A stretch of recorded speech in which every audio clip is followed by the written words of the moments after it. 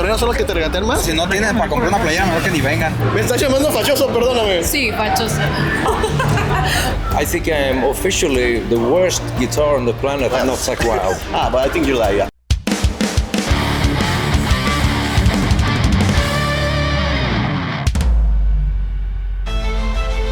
¿Cómo se llama tu nombre? Yo soy Lluvia Selene Luna Venegas.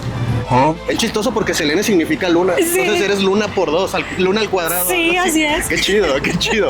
Y ahora estamos preguntando por la doble vida de los metaleros. O sea, de noche eres metalera, vienes a ver a los papás del metal sinfónico, pero de día, ¿qué haces? Bueno, yo soy coordinadora de puertos en una transportista. Yo me dedico a sacar mercancía del puerto de Manzanillo porque vengo desde Manzanillo. Qué curioso, yo soy de Colima. ¿Crees que tus clientes o con los que trabajas sepan que eres metalera? No. ¿Qué crees que pensarían si supieran que eres metalera? Se sacarían de onda, como toda la gente que me conoce y que se entera. Sí, es como de, ¿cómo?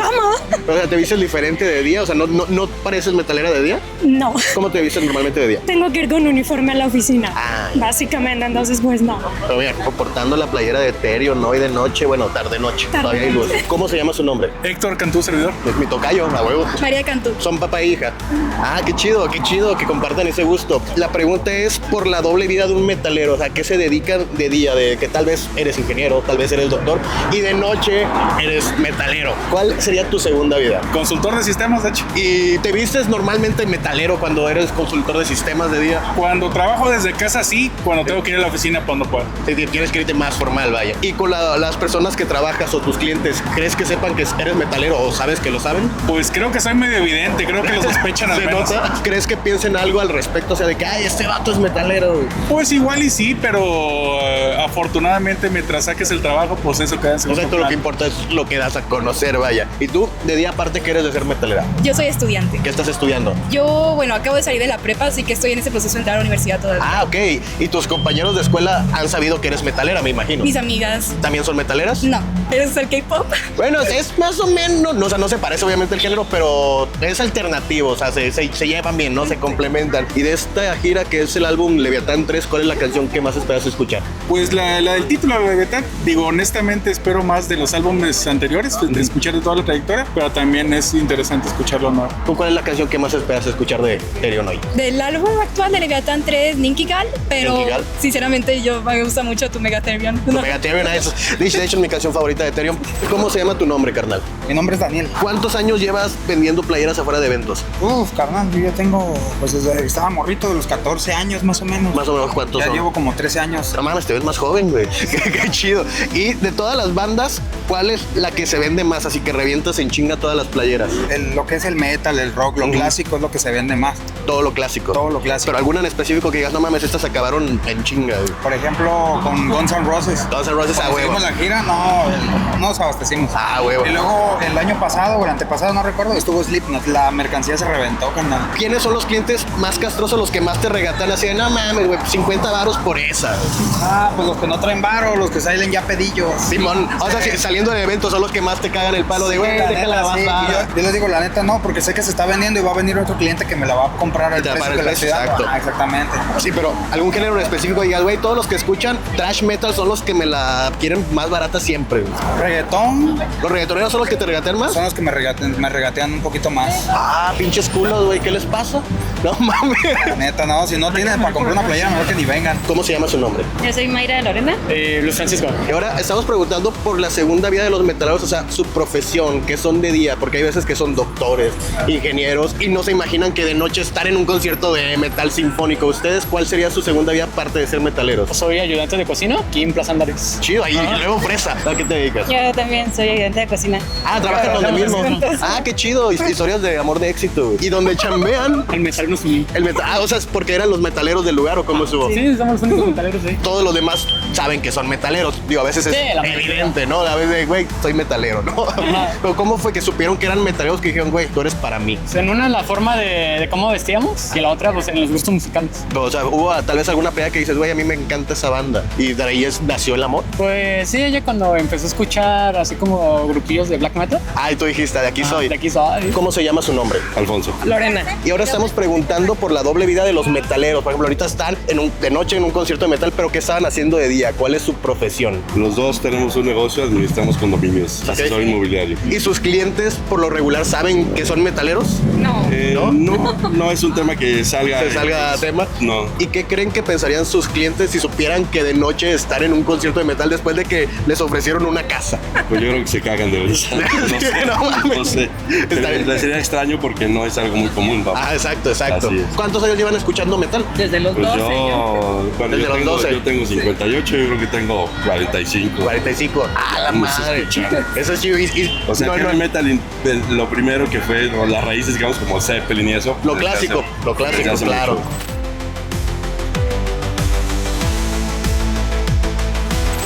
Algo que se me hace muy peculiar y personalmente me encanta de los conciertos es ver cómo empieza así de vacío y cómo eventualmente se llena. Miren eso.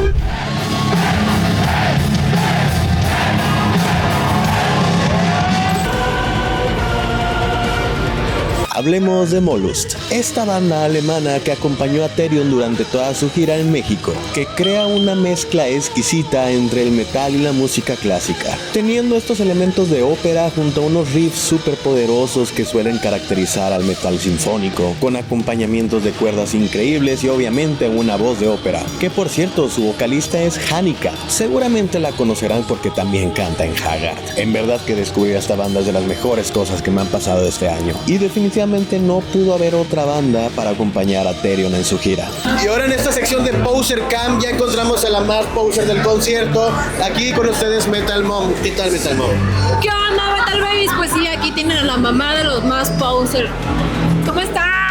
Yo estoy bien chido, ¿tú cómo estás? Muy bien, toda madre con la banda de Molus que acabamos de ver. Vaya joyita, no me la esperaba que fuera algo muy chido, la verdad. Algo bien. Estamos preguntando por la doble vida de los metaleros. Por ejemplo, no, esa no. De noche estás en un concierto, te arreglas de cabrón de metalera, pero de día, ¿quién eres? ¿Qué haces de día? Pues de día soy una mamá fachosa que generalmente anda en playera normal como acá Mr. Estrellita. ¿Me estás llamando fachoso? Perdóname. Sí, fachosa. Ahorita me producí, me arreglé y todo eso. Y generalmente pues no traigo más que una base muy ligera y un delineado normal. Soy mamá que va y trae a los niños a la escuela, que hace tareas y que al mismo tiempo está trabajando y a veces le hace el influencer. Oye, ¿y estás educando a tus hijos como metaleros? Sí, pero tampoco los estoy obligando porque ellos generalmente tienen sus gustos. Mi hija le gusta Luli Pamplín y a mi hijo pues, o sea, a los dos les gusta Kiss, que ya es una ventajota, pero cada quien tiene sus gustos. A mi hijo le gusta, por ejemplo, ahorita como música electrónica, como muy parecida a los videojuegos. La verdad es que no conozco cómo se llama la música que escucha, pero pues ahí van. Y bueno, pues se hace lo que puede, se pone un poquito de música de metal en la casa, pero como te digo, no los obligo a escuchar metal. Okay. Están bajo su libre albedrío. De hecho, sí te voy a decir, cuando estaba embarazada de ellos, pues yo siempre ponía mucha música de Demo Worship, es mi banda favorita. Entonces, cuando nacieron ellos, cuando lloraban y que no sabía qué hacer, ponía música de Demo Worship y todavía como hasta los 3, 4, como que se relajan un poquito y le bajan un poquito la pila. Entonces, como que por ahí desde bebés, pues como que sí les gusta Demo Worship. ¿A ti te gusta el metal sinfónico, por eso estás aquí? Sí me gusta el metal sinfónico, pero no es lo que más prefiero. ¿Pero sí te gusta? Sí, sí me gusta. A ver, danos tu mejor grito metalero sinfónico de ópera. Ok. 1, 2, 3. Ay, Tenía que ser más largo. ¿Qué pedo? A ver. Échale ganas.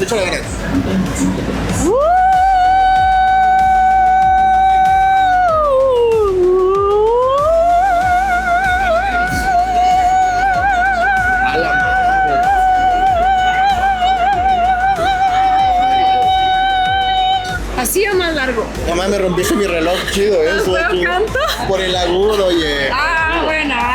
Eso fue la Poser Camp. Poser tú. Y por fin, hablemos del concierto de Therion. Este es uno de los conciertos que en verdad no te puedes perder, ya que como muchos saben, Therion no suele hacer giras seguido, ya que se dedica mucho tiempo a componer nueva música. Aparte de que cada gira es única, ya que siempre están presentando un nuevo álbum. Aunque obviamente no nos podían dejar sin sus clásicos como Tu Mega Therion. Una canción y en general un espectáculo que ningún amante del metal sinfónico puede perderse, ya que como todos sabemos, Therion es el papá del metal sinfónico. Y lo mejor es que pudimos conversar con Christopher Johnson. Así es, el fundador de Therion, el que inventó el metal sinfónico. No les miento al decirles que pocas cosas me han emocionado tanto como esto. Aparte de que tuvimos una plática bastante interesante que pues que les cuento, mejor escúchenlo por sí mismos. Well guys, can't believe my eyes. Here is Christopher from Therion. How are you doing here in Mexico? I'm doing very well, thank you. We're kind of in the middle of the tour, so we have, I think, 5 shows left. Yeah, have a curious question. What is your favorite Mexican dish? I'm a vegetarian, so I don't have so much to choose from. So I guess the quesadillas are good, or tortilla soup if you do the vegetarian version, yeah, without the pig stuff in it. And everyone knows you as the father of the symphonic metal. But I want to know, what kind of music are the father of the symphonic metal listening right now? I listen mostly to 80s heavy metal and 70s rock. I mean, I'm a huge AC/DC fan. Accept is one of my favorite bands. So the 80s heavy metal that I grew up with, Accept, Iron Maiden, Judas Priest, and yeah, AC/DC. I'm a huge Voivod fan. Okay. So mostly guitar-based music, actually. But I also like a lot of symphonic rock. You know, obscure bands like Creativo and Pablo's Dog. And of course, I like classical music. I like folk music. I like a lot of stuff. But 90% of what I listen to would be 80s heavy metal and 70s rock. What song or Leviathan 3 do you prefer? Your favorite? Ruler of Samag, I guess. It's fun to play live, and I think that became the best song on the recording as well.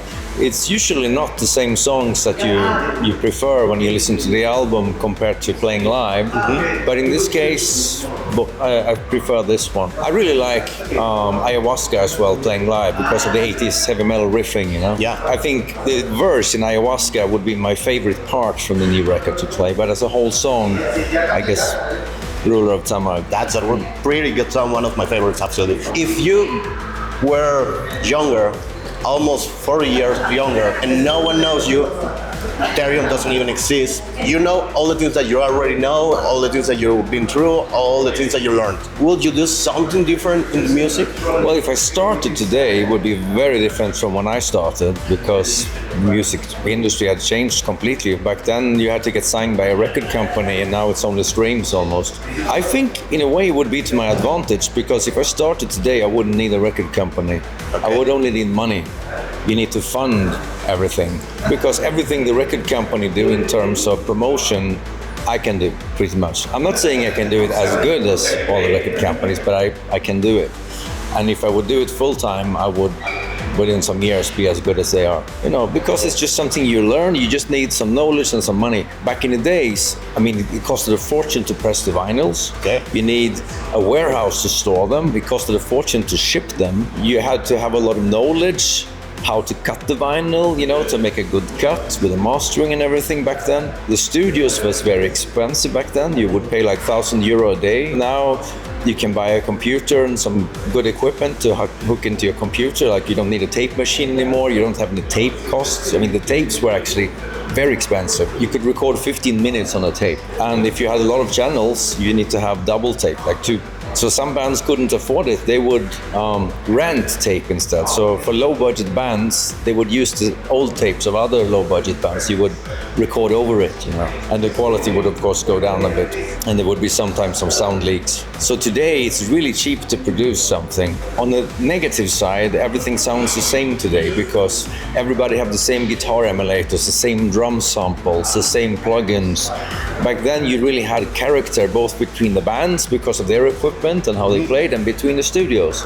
Like, if you listen to 2 Maiden albums, it's a drastically different sound between the records back in the 80s. So I think today, if somebody would give me, say, or if I could borrow €30,000, I could start being 14 years old today and make it as good as I do now. I wouldn't have the brand, of course. So if I release a new album today by my own, I have the advantage of having 300,000 people a month on Spotify who is curious in what I'm doing. I wouldn't have that if I started. But on the other hand, take my second band, Luciferian Light Orchestra. I did no promotion with it at all. We just opened the door and kicked it out on Spotify pretty much. It has almost 30,000 listeners per month, and some songs are streaming Therion level. So I believe if you make good music, you will always find your listeners. It's just, it takes a lot more time. The Luciferian Light Orchestra album was released 2014. So not much happened initially, but with time, the algorithms would find it and, like the algorithms go fishing. It will throw out some hooks and see where the fish bite. Yeah. So you write a song and you're completely unknown and you throw it out there. You will test it with some other listeners in their radio or whatever. And if a certain percentage of the people who get exposed to your song choose to download it or put it in a playlist or just play it again, you will say, okay, this was a success. So if enough people do that, it will play it to more people. And if it continues to go fishing and more fish bite, it's like, okay, we have a hit here, and it will, push it majorly, and then your song will skyrocket. So that's the advantage of today. The negative thing is, of course, like the whole thing with Spotify, like you have access to worldwide distribution, and all that. It doesn't cost you anything. But on the other hand, it's like you're selling apples on a square with 10,000 other people selling apples. Why should they buy your apples? Yeah, so that's right. Unless you want to wait 5-6 years, like with Luciferian Light Orchestra, to find its audience automatically, you're gonna have to figure something out, and everything has been done. Dressing funny clothes, having extreme image, being controversial. There's like nothing left to do except different variations of what other bands have done. But on the other hand, it seems to work again and again. Some tricks like Ghost, it's basically a variation of what a lot of other bands did. But I'd like to underline that Ghost write extremely good, strong songs. It's not enough to have that image.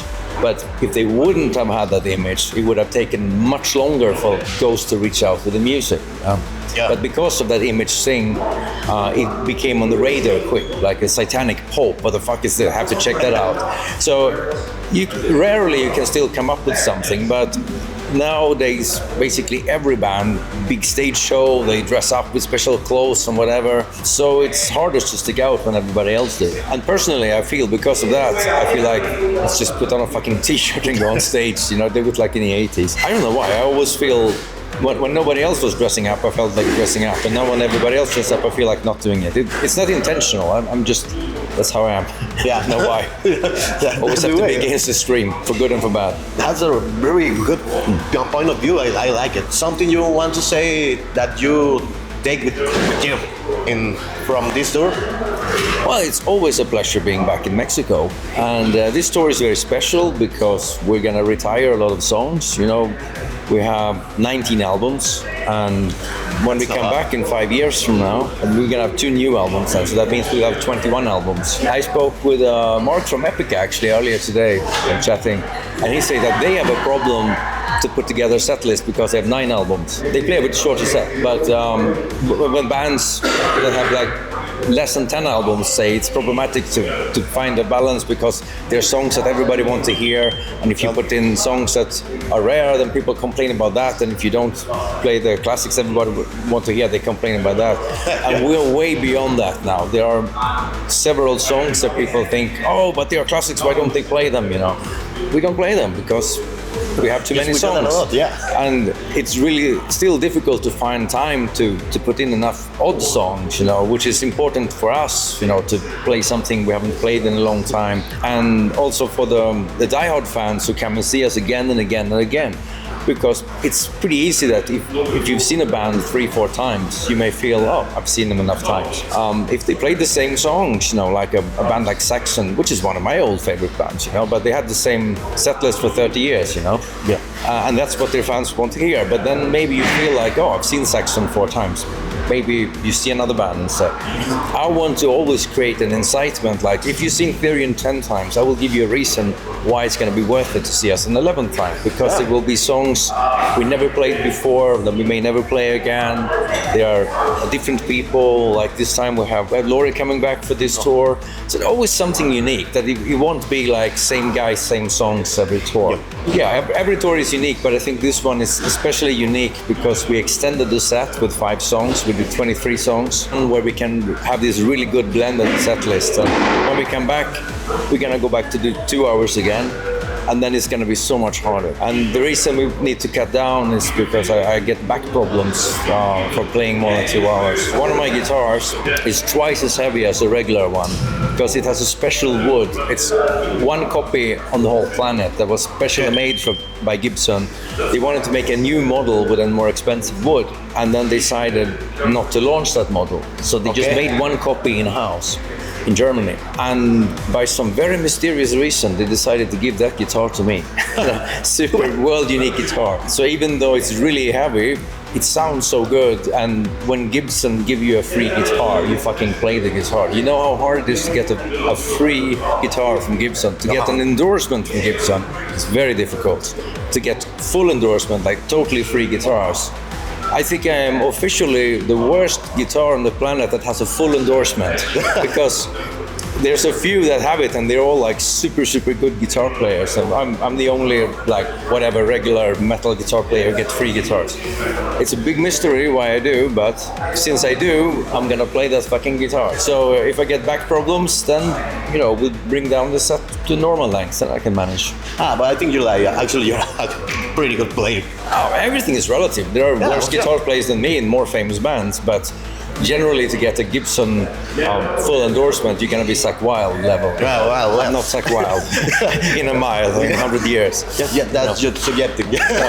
Everything is relative, but I think Gibson actually told me that they thought the Therion brand stands for quality, and I played Gibson Les Pauls pretty much our entire career, so it was more like a reward that you promoted the brand all these years. You always saw your pictures with the Les Paul, and Therion really stands for quality, so we want to give you these guitars. And they gave me 2 guitars, one regular Flying V and this special one, and the heaviest one. Yeah, but that's like one of the high marks of my career. It's like Gibson give me my dream guitar. When I grew up, bands like Accept and Judas Priest, I would look at K.K. Downing and Wolf Hoffman, and like being 10, 11 years old, and like when I grow up, I'm gonna do that. Yeah. So to play a Gibson Flying V, that's my dream guitar. It's my boy dream coming true.